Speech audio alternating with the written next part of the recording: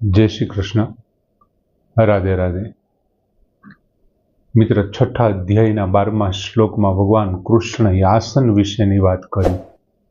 पेला 11मा श्लोकमां आसन केवुं होय तेमना विशेनी वात करी के बहु ऊंचुं न होवुं जोईए, साव नीचुं न होवुं जोईए। एना बधा माटेना कारणो पण आप्या। ए जगन नियंतानी चिंता पाछळनुं कारण पण आपणे जोयुं के शुं काम आवुं करे छे एम।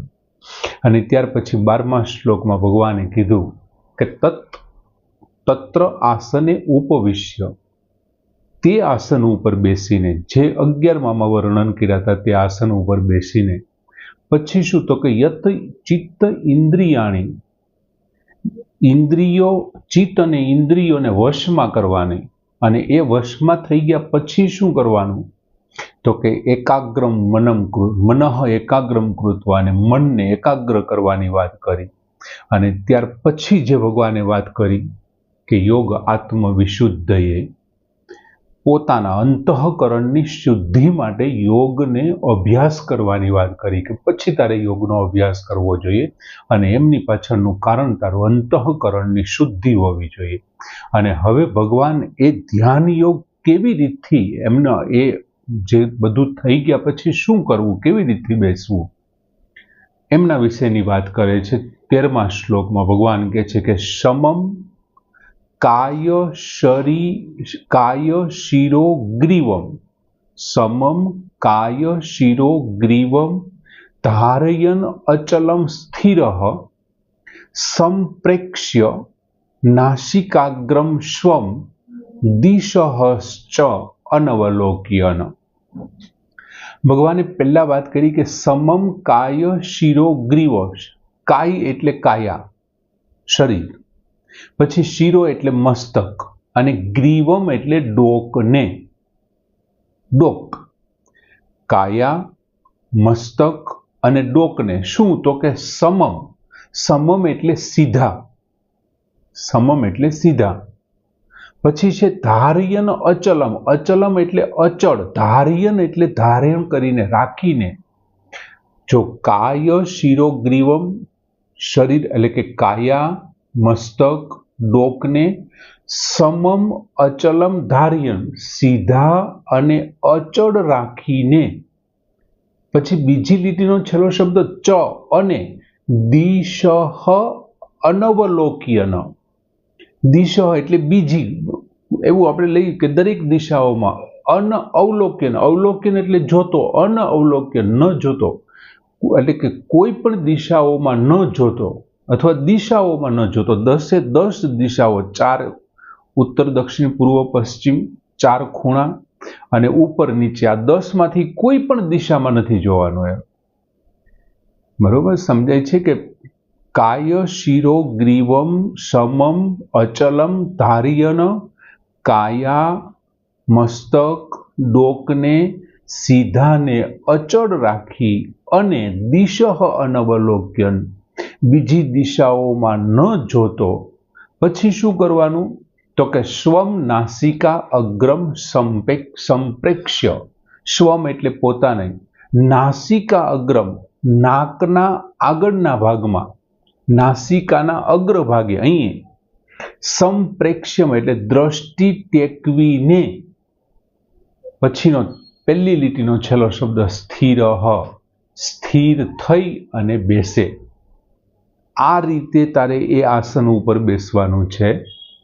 એમાં ભગવાને ચોખવટ એ કરી કે કાયા, મસ્તક, ડોક સીધા અને અચળ રાખીને, અને દિશાઓમાં ન જોતો, અથવા દિશાઓમાં ન જોતો, પોતાના નાસિકાના અગ્રભાગમાં દ્રષ્ટિ ટેકવી, સ્થિર થઈ, સ્થિર હોય એટલે સ્થિર થઈ અને પછી બેસે। હવે જો કાય એટલે શરીર એવો શબ્દ વાપર્યો, હવે ખરેખર કાય એટલે આખું શરીર એવો અર્થ થાય, પણ અહીં કાય એટલે કાયા, અને અહીં આખું શરીર એટલા માટે નથી કેમ કે બેસવાનું છે, એટલે કમરથી ઉપરના ભાગનું જે છે ને, ગળા સુધીનું, અહીંયા સુધીનું, એમના માટે જ આ શબ્દ વપરાણો છે કાય, એટલે કાયા। કમરથી ચાલુ કરીને અહીંયા સુધીનો. પછીનો શબ્દ શું વાપર્યો? શિરો. શિરો એટલે અહીંથી ચાલુ કરીને અહીંયા સુધીનો, મસ્તકની વાત કરી છે. અને ત્યાર પછી ગ્રીવ. ગ્રીવમ એટલે ડોકને, એટલે અહીંથી ચાલુ કરીને અહીંયા સુધીનો. આ જે કાયા છે, શરીર છે, એટલે કે આ કાય છે તે, અને શિર એટલે મસ્તક છે તે, એની વચ્ચેનો જે આ ભાગ છે ડોક, આ ત્રણેયને શું કરવાનું છે? સમમ. સમમ એટલે સીધા રહે, એકદમ સીધા રાખવાના છે. કોને કોને રાખવાના છે સીધા? એક તો કાય, બીજું મસ્તક અને ત્રીજું ડોક. આ ત્રણેય વચ્ચે ધ્યાનના સમયે છે ને એની કરોડરજ્જુ એકદમ સીધી હોવી જોઈએ. તેના મણકા સતત બધા કરોડરજ્જુના બધા મણકા સીધા હોવા જોઈએ. એમાં પછી તમે આમ નીચા નમીને બેસો કે આ તે એમ નહીં ચાલે. એમ તેના સીધા ભાગમાં હોવા જોઈએ. અને આ ત્રણેય એક જ સરખા સીધા, એક એટલે કે આ કાય છે, પછી શિર છે અને ગ્રીવા એટલે ડોક, ત્રણેય એક જ રેખામાં. પછી બીજું, સીધા હોય પણ સીધે ને સીધા તમે આમ કરો એમની. પાછું ભગવાને શબ્દ વાપરો અચલમ ધાર્યનો. અચળ હોવા જોઈએ, ચલિત ન થવા જોઈએ, ઘડિયન વારે ફરતા ન હોવા જોઈએ, આજુબાજુ જોવે ને આમ તેને એવું કંઈ પણ નહીં, અચળ હોવા જોઈએ. કાય શિરો ગ્રીવ. શરીર એટલે કે કમરથી જે અહીંયા સુધી ગળા સુધીનો ભાગ છે તે, મસ્તક અને ડોક, આખી કરોડરજ્જુ, એના બધા જ મણકા સીધા હોવા જોઈએ અને અચલમ અચળ હોવા જોઈએ, ચલિત ન હોવા જોઈએ, ચલાયમાન ન હોવા જોઈએ, અચળ હોવા જોઈએ. હવે આવું શું કામ કીધું ભગવાને અચળ હોવા જોઈએ? તો કે આપણે જાણીએ છીએ કે જો શરીરને તમારું મસ્તકને આગળ ઝૂકી જાય, જો આગળ ઝૂકે ને તો નિંદ્રા આવી જાય, ઊંઘ આવે. કેમ કે મનને તો સ્થિર કરી લીધું છે. ચિત્તની વૃત્તિઓ જે છે એમને જ્યાં રોકવાની વાત છે. ચિત્ત વૃત્તિ નિરોધ હોય એ ધ્યાન યોગ છે. એટલે જો તમે આગળ નમી જશો તો ઊંઘ આવી જશે, પાછળ નમશો તો ચંચળતા આવશે. આગળ ઝૂકવાથી નિંદ્રા ને પાછળથી ચંચળતા. તેથી તમારે સીધા જ રહેવાનું છે અને અચળ રહેવાનું છે.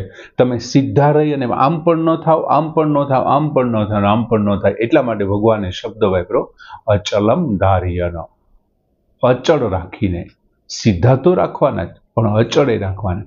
હવે આપણને એમ થાય કે આવું શું કામ ભગવાન કહે છે?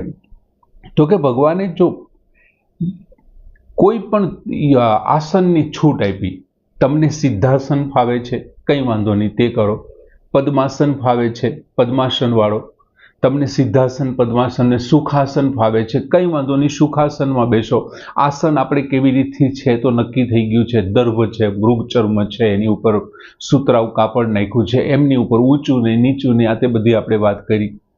જે કંઈ તમને આસન ફાવતું હોય, આ બધા આસન ધ્યાન યોગમાં સહાયક છે. ભગવાનની માત્ર એક જ શરત છે, તમે સિદ્ધાસનમાં બેસો મને વાંધો નથી, પદ્માસનમાં બેસો વાંધો નથી, સુખાસનમાં બેસો વાંધો નથી, પણ મારી દ્રષ્ટિએ તમારે આટલું કરવાનું છે. શું કરવાનું છે? તમારે કાય શિરો ગ્રીવમ સમમ અચલમ ધાર્યન. તમારું શરીર, તમારું મસ્તક અને તમારી ડોકને સીધા અને અચળ રાખવાના છે. આસન કોઈ પણ હોય, એટલે તો ભગવાને આસનનું નામ નથી આપ્યું કે તમે સુખાસનમાં બેસો, પદ્માસનમાં બેસો, કે ગમે તેમાં બેસો, સિંહાસનમાં બેસો, સિદ્ધાસનમાં બેસો, ગમે તેમાં બેસો, એની સામે મને કોઈ વાંધો નથી. મારી માટે મારા તરફથી પહેલી શરત આ છે કે આ ત્રણેય સીધા હોવા જોઈએ.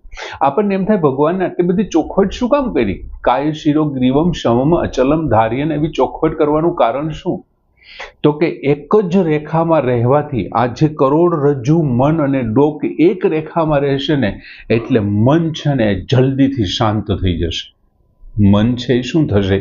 કરોડરજ્જુ ને બધું એક જ રહેશે, બધા મણકાઓ, એટલે મન એકદમ ઝડપથી શાંત મળશે થવા. અને ઝડપથી શાંત થઈ જશે ને તો એની ચંચળતા છે ને એ દૂર થઈ જશે. જે મનની ચંચળતા છે દૂર થઈ જશે. બીજું, કદાચ એવું બને કે જો જરૂર પડે, તમને ઊંઘ આવવા માંડે કે બીજું કઈ પ્રશ્ન થાય, તો ભગવાનની દ્રષ્ટિએ એ પણ છૂટ છે કે જરૂર પડે તો એકાદ આંટો મારવો, પણ બેસવું તો સીધા જ એકદમ ટટ્ટાર થઈને જ બેસવાની વાત છે. આજે આપણે કોઈ પણ સામાન્ય વ્યક્તિ યોગ કરાવતા હોય ને તો એમ કે પહેલા ટટ્ટાર બેસવા, એની પાછળ મન જવાબદાર છે. મન છે એ સીધું જ પરબારું એની ચંચળતા છોડવા માંડે, એટલે ઝૂકવું નહીં એમ. પછી ભગવાને બીજી શું વાત કરી કે ચ દિશ અનવલોક્યન, અને દિશાઓમાં ન જોતો. બીજું, તમે સંપૂર્ણ કરોડરજ્જુ બધા મણકાઓ ટટ્ટાર રાખી અચળતાથી બેઠા છો. હવે માની લ્યો કે તમે બીજી દિશાઓમાં જોવો તો શું થાય છે? ડોક તમારી ફરવાની છે કોઈ પણ દિશામાં જોશો તો ભગવાને એ તો ના પાડી છે કે ગ્રીવમ સમમ અચલમ ધાર્યન, તમારી ડોક છે એ કેવી હોવી જોઈએ? તો કે સીધી અને અચળ હોવી જોઈએ. તમે કોઈ પણ દિશામાં જોવો તો એ મેળ ન ખાય. તો ડોક આ બાજુ ફેરી, આ બાજુ ફેરી. હા, તમે સીધા છો પણ અચળ નથી થયા. એટલે ભગવાન કહે છે કોઈ પણ ક્યાંય જોવું નહીં. એનાથી એક બીજો ફાયદો શું થાય? તમને જે કોઈ દ્રશ્ય દેખાશે ને એ તમારા ધ્યાન યોગમાં વિક્ષેપ કરશે. એટલે એમ પણ ન જોવું જોઈએ. જે તમારું લક્ષ્ય છે એ જ તરફ તમારી નજર હોવી જોઈએ. અને ડોક ફેરવવાની તો સાવ ના જ પાડી છે. તો ધ્યાન થશે જ નહીં. જો ડોક ફરતી રહેશે તો મણકાને બધું કામ કરશે, એટલે ધ્યાન થશે નહીં. પછી બીજું ભગવાને શું કીધું કે સંપ્રેક્ષ્ય નાસિકા અગ્રમ સ્વમ. સ્વમ એટલે પોતાના, નાસિકાગ્રમ નાકના આગળના ભાગમાં. જો ત્યાં શું કીધું હતું ભગવાને 27માં 28માં શ્લોકમાં કે ભ્રુવો મધ્યે, બંને ભ્રમરોની વચ્ચે તમારી દ્રષ્ટિને સ્થાયી કરવાની વાત કરી હતી ને, બંને ભ્રમરોની વચ્ચે. અને ત્યારે મેં તમને કીધું હતું કે આ જ અધ્યાયના 13મા શ્લોકમાં એવું આવશે નાસિકાગ્ર. આપણે ત્યારે લીધું હતું પણ ખરું, એ વાત સમજાવી હતી. તમારી દ્રષ્ટિને ક્યાં રાખવાની છે? નાસિકાગ્રમ, નાકના અગ્રભાગમાં. સંપ્રેક્ષ્ય એટલે દ્રષ્ટિને ટેકવીને. આવું શું કામ કરવું? હવે નાસિકના અડધા ભાગમાં. હવે જો તમે આંખો ખુલ્લી રાખશો તો શું થશે? સામે કોઈ પણ દ્રશ્ય આવશે તો વિક્ષેપ થશે. એકદમ આંખો બંધ કરી દેશો અને તમે શાંત વાતાવરણમાં શાંત ચિત્તે બેઠા છો તો ઊંઘ આવી જશે. આમ બે રીતે દોષ થાય છે.